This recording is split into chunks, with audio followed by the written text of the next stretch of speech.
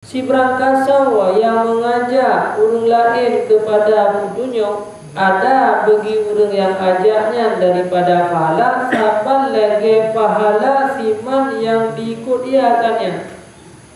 Hana kurang demikian daripada mereka itu membaca tiap-tiap. Dan sungguh long riwayat dalam Sahih Muslim daripada Abi Hurairah radhiyallahu anhu, daripada Rasulullah sallallahu alaihi wasallam, kutanakeun mandaa ila huda kana lahu minal ajri mislu ujuri man tabi'ahu la yanqusu zalika min ujurihim syai'an. Si berangkasawa yang mengajak orang lain kepada dunia, ada bagi orang yang ajaknya daripada pahala, saban lagi pahala siman yang diikutiakannya. Hana kurang demikian daripada mereka itu membaca tiap-tiap. Sesuatu anak itu. Si berangkasawa yang ajak orang lain lagi menawi sekarang kalau kita fikir tak amai dia punya kubena pahala yang bila Allah tu dia yang amai pilih gitunya. Tak sebelum nanti nyo kata sebut kita nyo dia amai dia lain. Tak pegang dulu ada yang dia amai dia lain. So yang ajak orang lain pak sabo-sabo kebaikan nyen Allah amalan nyen pahala yang gejuk kurangnya gejuk kurang yang ajak han kurang mubah. Tadi beba pakak kurang pakak ibadah pakak kurang sedekah beba naurung dengan dapat kali ini kalau tim sedekah nyen pahala yang gejuk sedekah kurang nyen oleh Allah gejuk lam kurang yang pakat han kurang mubah. Makanya udipnya mana selalu mengajak orang untuk kebaikan. Itu kan biar kelah tapi yang dulu kadang terima ibadah dulu katanya ke gara-gara dan pada tu boleh pada baju ke.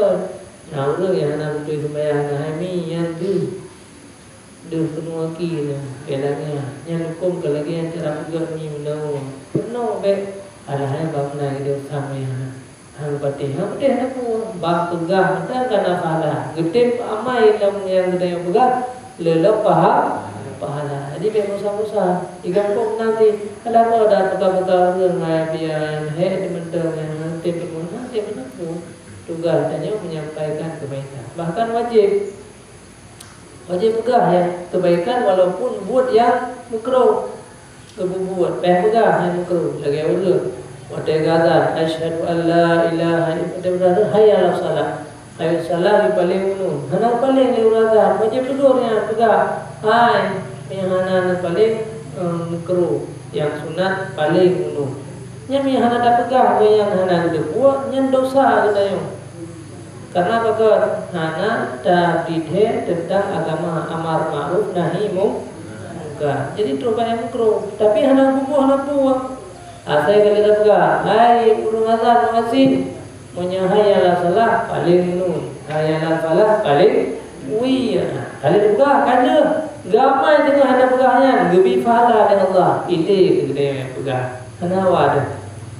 Awak nanti bebo tanya karena kerja kedua macam lah kampung dah, nak keluarga, nak di kampung rumah, nak pulang tayo kedua ada karena dicocok ada tapi pakat untuk berbuat baiknya kadro musim kurban pakat ai tahu yang nak kena kurban juga dia biar dah tadilah kurban tapi pakat nyoka kadro hotel dulu ya dah dulu ini anak tu ini hari dulu 5 euro ben dulu euro ni di tutup nang dulu euro yang bayar ada ini anak bayar dulu, dia bayar kembali, benda mau dulu, kadang ada jaga makanan tu.